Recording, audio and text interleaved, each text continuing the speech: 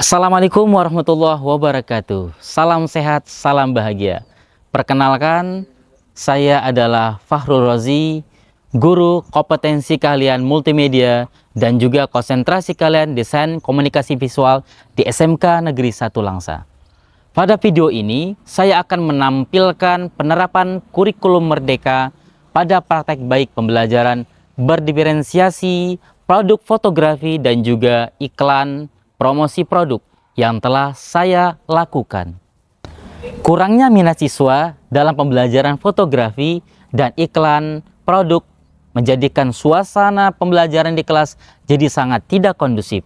Pembelajaran fotografi dan iklan produk dianggap sebagai pembelajaran yang sangat membosankan karena hanya membahas tentang teori saja. Mereka hampir rata-rata tidak fokus dengan pembelajaran, sibuk dengan gadgetnya, sibuk dengan saling berbicara, sehingga mereka tidak fokus belajar tentang bagaimana ketika guru menerangkan pembelajaran dalam kelas. Pemahaman dan kemampuan siswa yang masih kurang terhadap beragam fotografi dan iklan produk yang dapat dihasilkan menjadi praktek baik pembelajaran yang saya lakukan di kelas. Sehingga praktek baik ini akan membantu nantinya para siswa menjadi lebih terampil dengan kemampuan yang baru akan hal fotografi dan iklan promosi produk. Di era digital saat ini, fotografi dan juga iklan promosi produk sudah berkembang menjadi salah satu industri kreatif yang mampu menghasilkan sumber penghasilan, khususnya berupa cuan.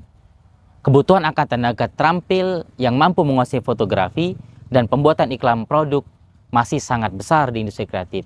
Sementara tenaga terampil yang mampu masih minim sekali, khususnya tenaga terampil yang dihasilkan dari alumni SMK. Untuk itulah saya sebagai salah satu guru multimedia melakukan praktek baik bagaimana untuk meningkatkan kemampuan fotografi dan juga pembuatan iklan produk bagi siswa-siswa multimedia dan juga desain komunikasi visual. Untuk itulah saya sebagai guru mata pelajaran fotografi dan iklan produk tersebut berusaha memenuhi kebutuhan siswa dengan membuat pemetaan kebutuhan belajarnya.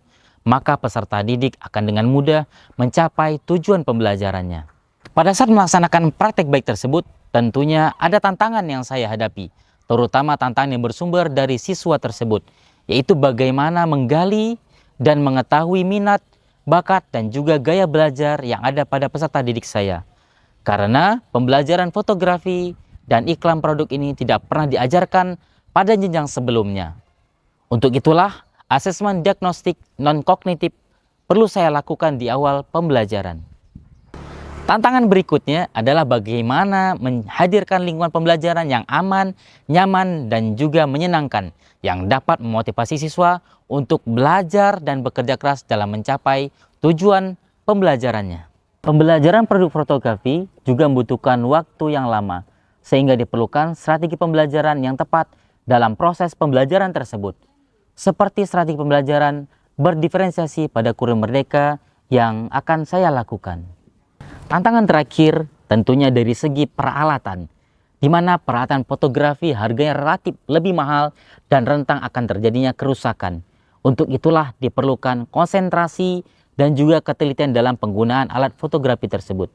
Seperti apa langkah dan strategi praktek baik pembelajaran berdiferensiasi yang saya lakukan di kelas? Mari kita simak video berikut ini. Langkah yang pertama yang saya lakukan adalah menyusun perangkat pembelajaran yang terdiri dari RPP berdiferensiasi dan berbagai media pembelajaran yang disesuaikan dengan kesiapan belajar siswa, minat, karakter, dan juga gaya belajar siswa tersebut, berdasarkan hasil asesmen diagnostik non-kognitif yang telah saya lakukan. Selanjutnya, menerapkan strategi pembelajaran berdiferensiasi dengan strategi konten, proses, dan juga produk. Assalamualaikum warahmatullahi wabarakatuh. Waalaikumsalam warahmatullahi wabarakatuh. Selamat pagi anak-anak. Pagi. Salam sehat, salam bahagia buat kita semuanya. Semoga kalian semua dalam kondisi sehat semuanya, bisa mengikuti pembelajaran Bapak pada hari ini dengan sebaik-baiknya. Baik, sebelum pelajaran kita mulai, mari kita berdoa terlebih dahulu. Hari, silakan pimpin doa. Sebelum belajar dimulai, kita berdoa terlebih dahulu. Berdoa dimulai.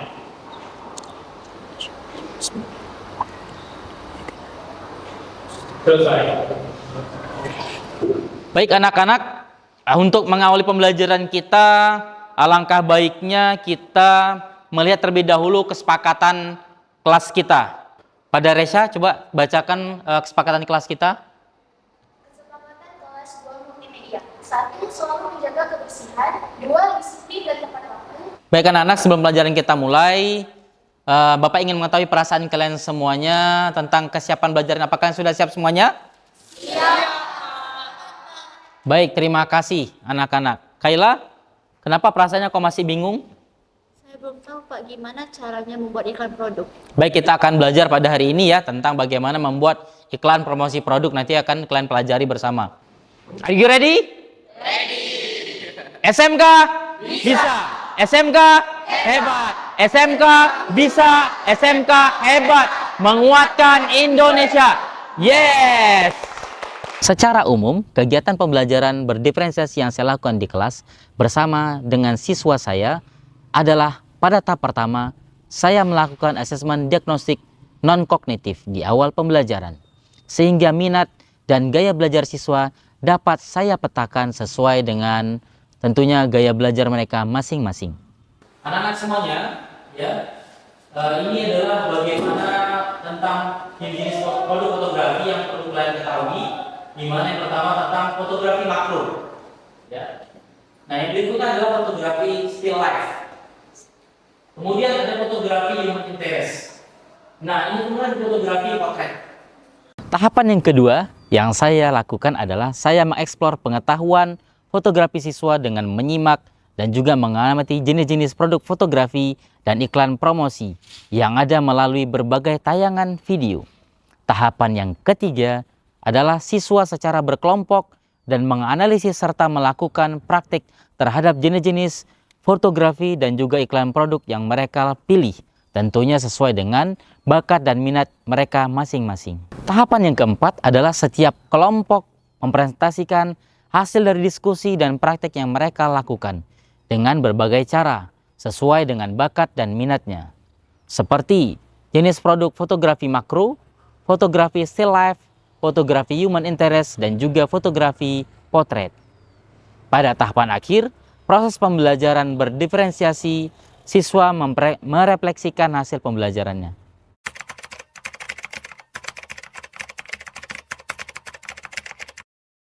Setelah saya mempelajari tentang produk fotografi, pemahaman dan kemampuan saya semakin berkembang, sehingga antusias saya untuk belajar juga semakin bertambah. Setelah saya mengikuti pelajaran Pak Farul tentang pembuatan iklan promosi produk, saya bertambah yakin dengan kemampuan saya dalam membuat iklan produk. Setelah melaksanakan pembelajaran berdiferensiasi, perasaan saya sangat bahagia. Saya melihat tampak antusias yang luar biasa dari siswa saya dalam menghasilkan berbagai produk fotografi dan juga iklan promosi produk yang mereka telah hasilkan. Dampaknya dapat dilihat dari hasil produk fotografi dan juga iklan promosi yang siswa hasilkan, yaitu hasil fotografi dan juga video iklan promosi produk menjadi lebih unik, menarik, dan juga inovatif. Kedepannya saya akan terus berinovasi dalam mengakomodir kebutuhan belajar siswa, sehingga profil pelajar Pancasila yang diinginkan dapat terwujud.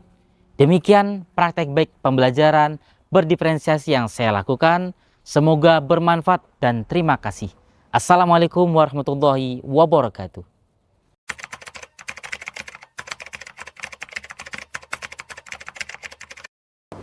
Dengan alat peraga, mini studio, dan meja putar display, buatan Pak Farul sangat membantu dan bermanfaat untuk pembelajaran fotografi dan pembuatan promosi iklan produk. Inovasi proyek yang dibuat oleh Pak Fahrul sangat membantu saya dalam membuat fotografi makro dan juga still life.